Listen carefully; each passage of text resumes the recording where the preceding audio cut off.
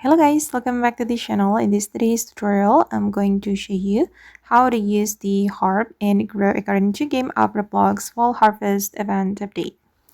Okay, let's get into it guys. This is one of the items from the Fall Harvest event in Grow a Garden 2.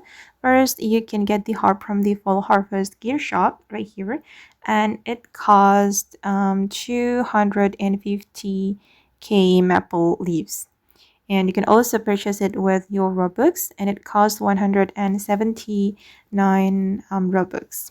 However, here is one important thing you should know. The harp only has 8% chance to restock, so you'll need to keep checking the gear shop if it's not available. And I'm gonna explain to you guys what does the harp actually do. When you use the harp, basically it can spawn 5 random pets from the full harvest pool, and this is where things get interesting.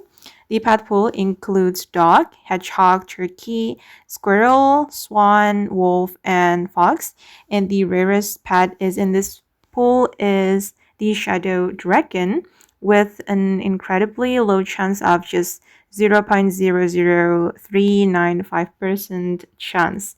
And there's another bonus. Every pet spawned by the harp has a 0.5% chance to be big and a 0.002% chance to be mega. Oh my god.